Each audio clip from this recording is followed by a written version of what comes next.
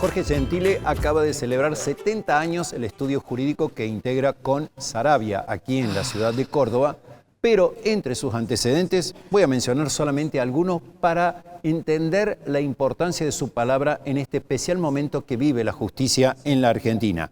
Fue convencional constituyente provincial en 1997 y 2001, constituyente municipal en 1995, diputado nacional también, y es profesor emérito de la Universidad Nacional de Córdoba y de la Universidad Católica, y actualmente encabeza la Asociación Argentina de Derecho Parlamentario.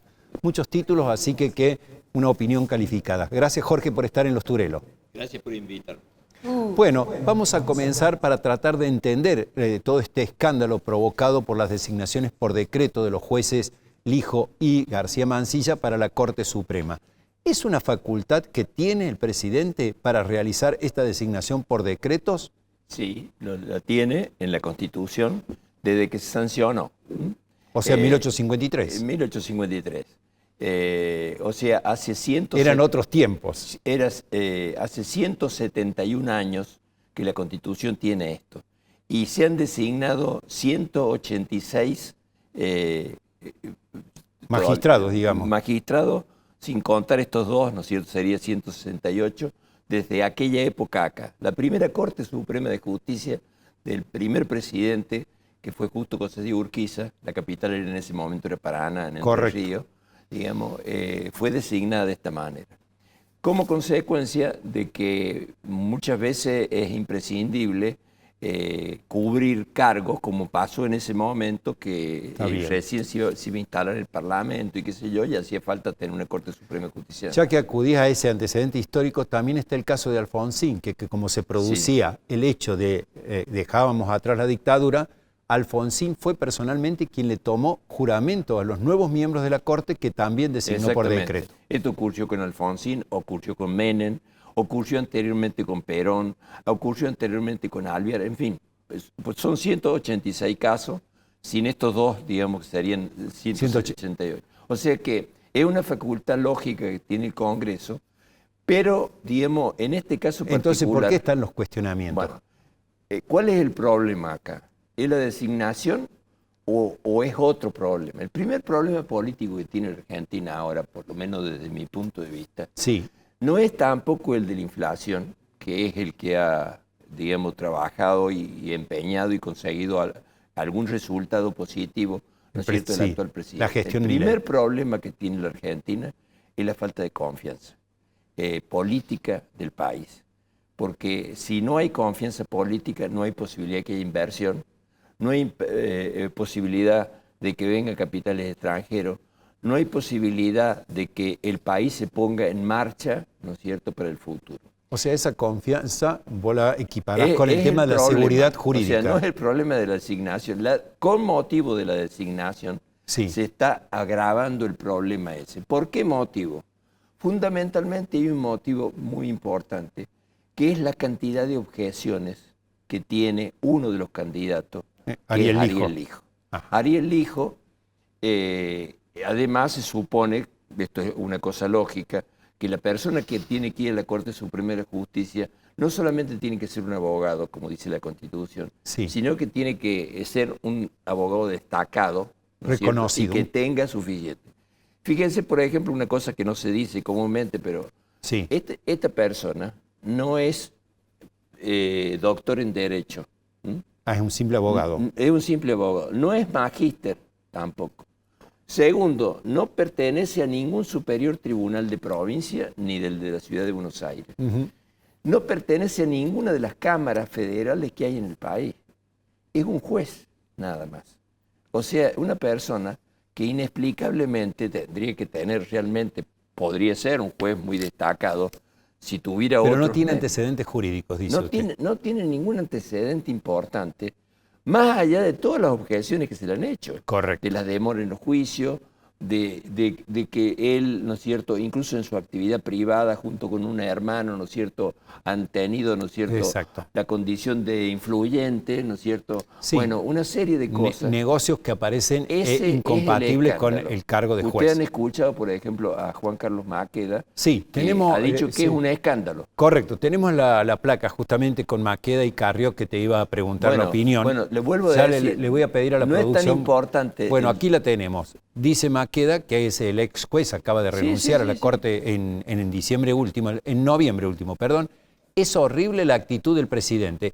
Y Carrió dice, por su parte, en lo institucional es un verdadero horror. Es decir, que, como vos señalás, no solamente están las objeciones, digamos, por su desempeño, las objeciones por su calidad como jurista, digamos, y además el procedimiento, porque en realidad el presidente ya había mandado el pliego y como no se lo aprobaban, acudió al decreto. Vamos a aclarar eso porque también eso es muy importante. El pliego se mandó en el mes del 28 de mayo del año pasado. En mayo del año. O sea, no es una cosa que pasó en el mes de febrero de este año. ¿Se da Correcto. cuenta? O sea, cuando llegó el momento en que ya no iba a poder, digamos, disponer el decreto, porque el decreto no lo puede poner del 1 de marzo en adelante, porque ya funciona el Congreso. Claro. Lo hizo para poder pasar, ¿no es cierto?, todos los conflictos que había producido, ¿no es cierto?, la designación. Ahora, esa demora, del hijo. Esa demora, ¿no es atribuible entonces, no es un argumento a favor del presidente, Jorge? ¿La demora de qué? De tratar el pliego. Vamos a otra cosa. Ahora por eso le digo, ¿por qué motivo ha habido 168 o 68 casos, ¿no es cierto?, anteriormente? La justicia, en los últimos años, tiene entre un 25 y un 30% de vacantes. Sí. No solamente la Constitución le permite designar jueces, sino todos aquellos que sean con acuerdo del Senado. Por ejemplo, no tenemos defensor del pueblo de hace 14 años. Correcto. No tenemos fiscal general de la Nación desde hace 5 años. Sí. No tenemos casi 300 jueces. O sea que la pelea política entre el presidente y los legisladores de distintas épocas han producido esta situación. Exactamente. Entre 1000 magistrados que tiene la justicia federal, hay entre un 250 y un 300% que en los últimos años están vacantes. Perfecto. ¿Se da cuenta? Entonces, ¿cuál es el motivo? No hay ningún motivo que justifique eso. ¿Se da cuenta? Es como si, para explicarle a la gente, ¿no es cierto? Como si en un partido de fútbol, ¿no es cierto? Un equipo que tiene 11 jugadores, tiene 3 jugadores que se lesionan, ¿no es cierto? Y nadie les pone los suplentes. No los puede reemplazar. Entonces va a perder. Entonces, ¿por qué se queja la gente que la justicia es lerda, que la justicia es ineficiente, qué sé yo? Y bueno, si tenemos una justicia donde hay un déficit de funcionarios, que son los fundamentales, ¿no es cierto? Bueno, pasó con la Corte Suprema, porque en el caso concreto de la Corte, la situación es grave, ¿no es cierto? ¿Por qué? Porque la Corte en este momento tiene 5 miembros. Pero hay solamente 3 en ejercicio. 3 en ejercicio, y para poder sacar una sentencia necesita tener 3 votos. O sea que la mayoría de 5. Si no es unánime esa posición, tienen que acudir a... Si no es unánime, a conjueces. La solución que existe por una ley es que hay que hacer un sorteo entre todos los presidentes de Cámara que hay en todo el país. O sea que cada fallo, donde haya, como se llama, hay que hacer un sorteo. Y además, si no se pudiera conseguir de esa manera, hay una lista, mejor dicho, no hay una lista, que es lo que debería haber, no sé por qué motivo, ¿no es cierto?, con jueces para poder resolver. Entonces, se supone que la Corte, que tiene una gran cantidad de casos, ¿no es cierto?, está obstaculizada, ¿no es cierto?, y es importante resolver este tema. Perfecto. Bueno, volvamos ahora en tema, el presidente los designó por decreto, Manuel García Mancilla ya juró esta mañana, como la Corte le tomó juramento, está en suspenso. El tema de Ariel Lijo ya lo analizamos, pero vamos al Congreso. ¿El Congreso puede rechazar estas designaciones?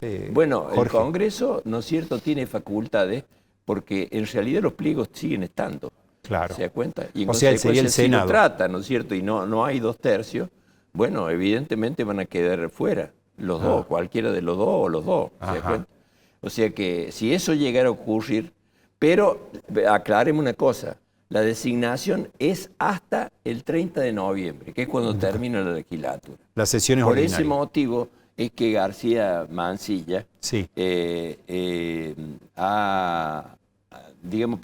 por ese motivo es que Lijo, Sí. ¿no es cierto?, pidió licencia, no renunció al cargo. Correcto. Porque, bueno, si no lo designan va a tener que volver a ser juez. ¿Se da cuenta? Perfecto. Ahora, ¿es posible que una persona que es juez sea a la vez miembro de la Corte Suprema de Justicia? Sí, bueno, oiga, de hecho, te vuelvo a decir, ¿no es cierto?, que en el caso de que no hubiera los 3 votos, ¿no es cierto?, va a venir de suplente alguien que juegue. Y actualmente, con esta gran cantidad de vacantes que hay, por ejemplo, en Córdoba, Sí. los 3 jueces que hay federales, hay uno que no está.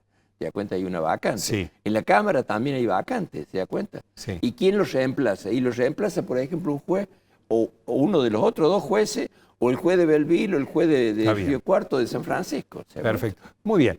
Eso es todos los, digamos, idas y vueltas que hay en el plano legislativo y político. ¿Cuál es tu opinión sobre este tema, Bueno, Jorge? Vuelvo ahora como político, ¿no Sí. es cierto? Le puedo decir, tenemos que resolver el problema de la falta de confianza que el pueblo tiene al gobierno. Ya no se trata solamente de la casta, entre comillas, como si hubiera una parte de la política que se ocupa de esto. Todo esto sigue contribuyendo a la falta de confianza. Tenemos que volver a restablecer la confianza de los ciudadanos. ¿Qué cuesta, no es cierto?, ponerse de acuerdo entre la oposición y el oficialismo para resolver un problema de esta naturaleza, ¿no es cierto? Que es un problema muy menor a los problemas que se están conciliando en el mundo. Fíjese lo que pasa con Israel y Hamas, ¿no es cierto? Sí. Se han puesto de acuerdo, ¿no es cierto?, para devolver los presos que tienen de cada lado. Sí, correcto. Nos pusimos de acuerdo con Chile cuando estuvimos a punto de hacer una guerra. Sí, ¿Se da correcto. cuenta? ¿Por qué es difícil designar un juez, designar el defensor del pueblo, designar el fiscal general de la nación? ¿Se da cuenta? No lo sé. Bueno, entonces, vuelvo, como político, el problema que tiene que arreglar la Argentina es que falta de confianza en las personas que nos gobiernan. Es decir, esa falta de confianza en las instituciones. Y en las personas. Y en las personas, que evidentemente gestionan, ya sea el Poder Ejecutivo o el Poder Legislativo. O el Poder Judicial. Los 3. Bien, el Poder Judicial.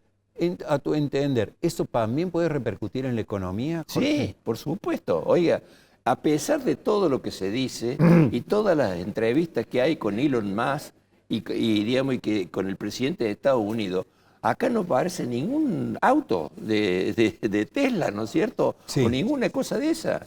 ¿Y por qué no aparece? Y no aparece por la falta de confianza. Acá, y nadie se anima. A mí me pasó con unos amigos míos, ¿no es cierto?, que un día nos reunimos, ¿no es cierto?, y yo les planteé el tema, y le digo, mire, si un amigo íntimo de ustedes viene y le dice, tengo millones de pesos para invertir en la Argentina, ¿lo hago o no lo hago? Claro. Se quedaron mudos todos. Nadie se animó a decir, a mi amigo no sé si decirle, porque en una de esas pierde toda la plata. Sí. Mire lo que ha pasado con este tema del dólar libra. Sí. ¿Se da cuenta? Y además lo imprevisible que también puede resultar la próxima elección legislativa, que puede dar un vuelco en lo que tiene que ver con la composición del Congreso, ya sea a favor del gobierno o en contra del gobierno, que va a repercutir en muchos los proyectos que quiere llevar adelante la actual administración. Bueno, si me plantea ese tema, yo te diría que es muy probable de que el gobierno no obtenga la mayoría absoluta para poder gobernar como quiere. Correcto. ¿Se da cuenta? Y eso es una cosa lógica dentro de la democracia, eso pasa en todos los países. Sí. Pero si no nos ponemos de acuerdo y no tenemos confianza en nosotros mismos, es imposible poder resolver el problema argentino. Bien. También, como usted ha sido observador de distintos procesos electorales, no solamente en la Argentina y en el mundo, se dice que la democracia está en peligro en el mundo, que hay un avance de los gobiernos autoritarios que pasan por encima de derechos, etcétera. ¿Vos estás de acuerdo con esa opinión? Sí, bueno, perdón, ha aparecido con los cambios que ha habido en este siglo, una nueva forma de política que antes no existía, ¿no es cierto? Que son estos outsiders, ¿no es cierto?, que aparecen en la política. Esto no es que padeció en la Argentina una persona que hacía 2 o 3 años, ¿no es cierto?, era nada más que un profesor de economía y nada más. Exacto. Y ahora es presidente de la República. Esto es lo que pasó con Trump, esto es lo con que pasó Bolsonaro. con Bolsonaro, esto es lo que pasó con Meloni en Italia, esto es lo que Sí, pasó exacto. en Hungría, en fin, ahora está por pasar en Alemania también, Sí. ¿no es cierto? Y bueno, este sistema tiene de peligro, ¿no es cierto?, de que generalmente estos outsiders tratan de concentrar tanto el poder y diluir, ¿no es cierto?, la voluntad popular a través de un gobierno autoritario. Correcto. Una suerte de autoritarismo democrático, entre comillas. Correcto. Y ese es el gran peligro que tenemos nosotros en este momento. Así es. Y en todo el mundo. Ojalá que lo sepamos corregir. Muchas gracias por tus opiniones, por haber estado en Los Turelo.